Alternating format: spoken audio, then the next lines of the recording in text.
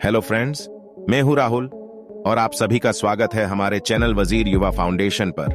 दोस्तों, आज हम इतिहास के पन्नों में छिपी एक ऐसी मिस्टीरियस स्टोरी को जानेंगे जिसे सुनकर आपके होश और रातों की नींद उड़ जाएगी।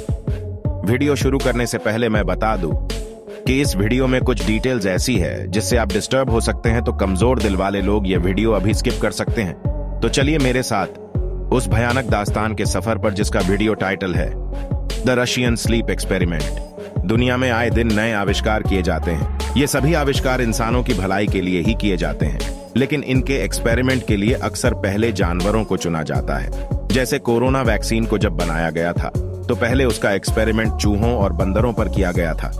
जब देखा गया कि ये एक्सपेरिमेंट सफल रहा तो उसे इंसानों के लिए इस्तेमाल में लाया गया। ऐसे और भी कई एक्सपेरिमेंट किए गए हैं, जैसे स्पेस में कुत्तों और बंदरों को भेजा जाना।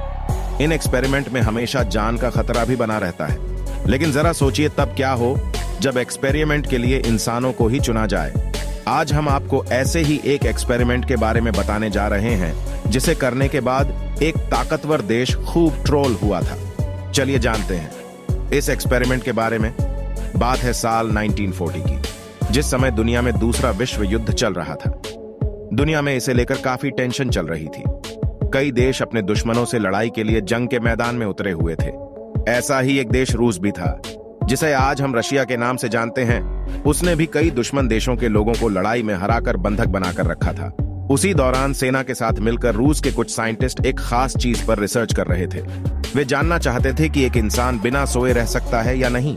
उन्होंने इस एक्सपेरिमेंट के पीछे एक वजह भी दी थी कि विश्व युद्ध जारी है और हमारे सैनिक भी इसमें लड़ रहे हैं, लेकिन क्या वे बिना सोए जंग को लड़ सकते हैं? इसी को लेकर रूस के साइंटिस्ट्स ने रिसर्च शुरू की थी। अब समय आया एक्सपेरिमेंट करने का, तो साइंटिस्ट्स ने सोचा कि क्यों ना कैदियों पर इसका एक्सपेरिमेंट किया जाए। उन्होंने कुछ कैदियों के सामने एक्सपेरिमेंट की बात रखी और कहा कि अगर वे लोग पूरे 30 दिन बिना सोए निकाल लेंगे तो उन्हें कैद से मुक्ति दे दी जाएगी, और 5 कैदी इस शर्त के लिए तैयार भी हो गए। अब शुरू हुआ रशियन स्लीप एक्सपेरिमेंट। इस एक्सपेरिमेंट के लिए एक चैम्बर तैयार किया गया था जिसमें इन कैदियों को रखा जाना था। चैम्बर में जरूरत की हर चीज थी। कैदियों के लिए खाना, पढ़ने के लिए किताबें, ऐसी चीजें कमरे में रख दी, और हर तरफ उनकी एक्टिविटी पर नजर रखने के लिए कैमरे लगाए गए थे। वो चैम्बर कांच का था। उस कांच से बाहर से अंदर की तरफ तो देखा जा सकता था, लेकिन अंदर से बाहर का मंजर नहीं देख सकते थे। फिर कैदियों को कमरे में भेजकर उसे लॉक कर दिया गया। कैदी इस दौरान सोए नहीं। इसके लिए एक खास तरह की गैस ऑक्सीजन के पाइप की मदद से चेंबर में छोड़ी जाने लगी, जिससे वे कैदी चाहकर भी ना सो पाएं। कमरे के अंदर माइक्रोफोन भी लगे थे, जिससे कि साइंटिस्ट उनकी हर बात भी सुन सकते थे। पहला दिन नॉर्मल बीता। सबने खाना पीना करके और एक दूसरे से बात करके समय बिताया। दूसरा दिन भी ठीक रहा। तीसरे दिन कैदी थोड़े थके थके से लगे, लेकिन फिर भी दिन जैसे तैसे बीत गया। चौथा दिन उनकी आंखों में नींद तो दिख रही थी, लेकिन वे गैस के कारण सो नहीं पा रहे थे। लेकिन 5वें दिन साइंटिस्ट्स ने नोट किया कि कैदी आपस में बात तो कर रहे हैं, लेकिन वे सभी एक साथ ही बोले जा रहे हैं। सभी बस अपनी बात सुना रहे थे और दूसरे की नहीं सुन रहे थे। 6वें, 7वें और 8वें दिन उनकी हालत और ज्यादा खराब होने लगी। वे लोग सोने की कोशिश भी कर रहे थे, लेकिन गैस के कारण उन्हें नींद नहीं आ रही थी। लेकिन 9वें दिन एक खतरनाक चीज होती है। 5 में से एक कैदी अचानक जोर जोर से चीखने लगता है। बाहर बैठे साइंटिस्ट ये सब देखते तो हैं, लेकिन कुछ करते नहीं। हालांकि उसकी चीख से उन्हें ये एहसास होता है कि वो इतना तेज चीख रहा है जिसे सुनकर किसी के भी कान के पर्दे फट जाएं।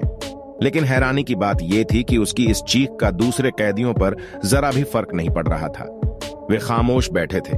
3 घंटे के बाद उस कैदी की आवाज आनी बंद हो गई। वह चीखने की कोशिश तो कर रहा था, लेकिन उसकी आवाज नहीं निकल रही थी, क्योंकि चिल्लाने की वजह से उसकी वोकल कॉर्ड फट गई और वह तभी मर गया। फिर 10वें दिन के बाद से चीजें बदलनी शुरू हो गईं। फिर भी दिन बीते और 13वें दिन साइंटिस्ट्स को लगने लगा कि जैसे कैदी मर गए हों, क्योंकि वे कुछ हलचल नहीं कर रहे थे। ऑक्सीजन लेवल चेक किया गया तो वह ठीक था और सभी की सांसें चल रही थीं। फिर भी साइंटिस्ट्स को शक हुआ और उन्होंने सोचा कि इस एक्सपेरिमेंट को यहीं रोक देना चाहिए। लेकिन जिस कमांडर की निगरानी में यह एक्सपेरिमेंट चल रहा था, वह इसके लिए तैयार नहीं हुआ। उसके एक्सपेरिमेंट चालू रखने को कहा। 2 दिन और गुजर गए। फिर 15वें दिन साइंटिस्ट्स ने डिसाइड किया कि वे अंदर जाकर एक बार चेक करेंगे। उन्होंने कैदियों को निर्देश दिया कि जब हम अंदर आएंगे तो आप सभी दरवाजे से दूर रहेंगे। अगर ऐसा नहीं किया तो आपको गोली मार दी जाएगी।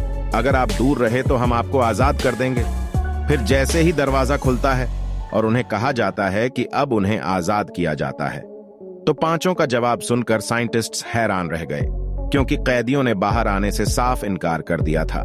उन्होंने कहा कि हम यहीं रहना चाहते हैं। तभी साइंटिस्ट्स ने देखा कि फर्श पर खून पड़ा है और दीवार पर भी खून के छींटे हैं। उनमें से कुछ कैदियों के जिस्म का मांस गायब है और हड्डियां भी बाहर आ गई हैं। साइंटिस्ट्स को लगा जैसे कैदियों ने अपना ही मांस खा लिया है। ये देखते ही साइंटिस्ट बाहर आ गए। उन्होंने उस गैस को बंद कर दिया जिससे कैदियों को नींद नहीं आती थी। लेकिन जैसे ही उन्होंने गैस बंद की, एक कैदी की मौत हो गई। उसकी लाश को बाहर निकाला गया। साइंटिस्ट ने तय किया कि इस एक्सपेरिमेंट को अब फाइनली रोक देंगे, ताकि बाकी चारों के साथ कुछ गलत ना हो जाए। लेकिन कमांडर ने एक बार फिर एक्सपेरिमेंट रोकने से इनकार कर दिया। उसने तो ये तक कह डाला कि एक साइंटिस्ट को भी उन कैदियों के साथ जाकर रहना चाहिए ताकि एक्सपेरिमेंट और बेहतर हो सके। लेकिन साइंटिस्ट नहीं माने और उन्हीं में से एक साइंटिस्ट ने कमांडर को ही गोली मार दी। फिर साइंटिस्ट दोबारा कमरे के अंदर गए। वहां का मंजर देखकर वे लोग काफी डर गए, क्योंकि कैदी बहुत ही अजीबोगरीब हरकतें कर रहे थे। चारों को चैम्बर से बाहर निकालकर इलाज के लिए ले जाया गया। इलाज के दौरान 3 कैदियों की भी मौत हो गई। अब सिर्फ एक कैदी बचा था। उसका इलाज करवाकर 16वें दिन वापस उसे चैम्बर में डाल दिया गया, क्योंकि वह वहां जाने की जिद कर रहा था। एक साइंटिस्ट दोबारा चैम्बर में जाता है और कैदी से पूछता है कि तुम्हें कैसा लग रहा है, तो वो अजीबोगरीब बातें करने लगा। ऐसा लग रहा था जैसे वह इंसान ही नहीं है। साइंटिस्ट उसकी बातें सुनकर घबरा गया। उसे लगा कि इसे मार डालना ही बेहतर है। फिर साइंटिस्ट ने उसे वहीं गोली मार दी। इस तरह यह एक्सपेरिमेंट बंद हुआ। एक्सपेरिमेंट के 69 साल तक इस एक्सपेरिमेंट के बारे में किसी को भनक तक नहीं लगी। लेकिन 2010 में यह कहानी इंटरनेट पर वायरल हुई थी। इसे ऑरेंज सोडा नाम के यूजर ने creepypasta.wikia.com पर पोस्ट किया था। हालांकि ये ऑरेंज सोडा नाम का अकाउंट किसका है, इस बारे में आज तक नहीं पता चल सका। इसकी आखिरी लिंक आज भी इंटरनेट पर मौजूद है। जब ये कहानी सामने आई तो रूस ने साफ साफ इनकार किया कि इस तरह का कोई एक्सपेरिमेंट देश में नहीं किया गया। लेकिन इस एक्सपेरिमेंट को लेकर काफी तथ्य भी सामने आई। कुछ लोगों का मानना था कि ये सच है, वहीं कुछ लोगों का कहना था कि ये एक काल्पनिक कहानी है। लेकिन आज तक इस पर बहस जारी है। कुछ लोग ऐसा भी मानते हैं कि इस फर्जी खबर के आधार पर कुछ डिजाइनर्स ने ऐसे फोटोज तैयार किए जो खौफनाक और एकदम असली लगे। ये भी सोशल मीडिया पर वायरल हुए। इसके बाद दुनिया भर की वेबसाइट्स और मीडिया हाउस ने इस पर डिबेट किया। कुछ लोग इसे सच मान बैठे थे। ऐसा इसलिए भी हुआ क्योंकि जापान, चीन जैसे देश असलियत में इंसानों पर कई खतरनाक टेस्ट कर चुके थे। तो दोस्तों, विज्ञान ने जहां मनुष्य को आराम और सुविधाएं दी हैं, तो वहीं दूसरी ओर उसके लिए नई मुश्किलें भी खड़ी कर दी हैं।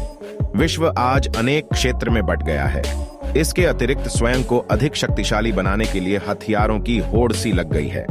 उसने संपूर्ण मानव सभ्यता को अपने हाइड्रोजन एवं परमाणु बमों की खोज से विनाश के कगार पर लाकर खड़ा कर दिया है। बेरोजगारी व निर्धनता दिन प्रतिदिन बढ़ रही है। लोगों का गांवों से शहरों की ओर पलायन जारी है, जिससे महानगरों एवं शहरों की जनसंख्या अत्यधिक बढ़ गई है।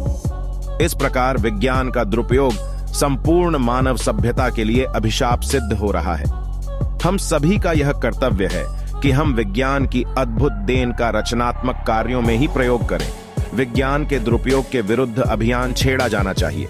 विश्व के समस्त देशों को विश्व शांति का प्रयास करना चाहिए तथा हथियारों की जो रेस बढ़ती जा रही है उसका विरोध एवं उस पर अंकुश लगाना चाहिए। विज्ञान उस कच्ची मिट्टी की तरह है जिससे कुम्हार मिट्टी के बर्तन और जानलेवा हथियार दोनों बना सकता है। वह कुम्हार हम हैं। हमें ही तय करना है कि हम विज्ञान को अपने लिए अभिशाप बनाना चाहते हैं या फिर वरदान।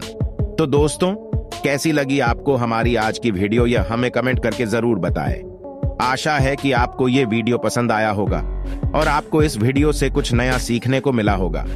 अगर आपको ये वीडियो पसंद आए तो इस वीडियो को लाइक करें, कमेंट करें और जितना हो सके इस वीडियो को शेयर करें, क्योंकि आपके लायक मुझे ऐसे नए विचार आपके सामने प्रस्तुत करने का मौका देते हैं और मुझे ऐसे वीडियो बनाने के लिए प्रेरित करते हैं। इसलिए यदि आप मेरे चैनल पर नए हैं तो वजीर युवा फाउंडेशन को सब्सक्राइब करें और हमारे नए अपडेट देखने के लिए बेल आइकॉन पर क्लिक करें। धन्यवाद।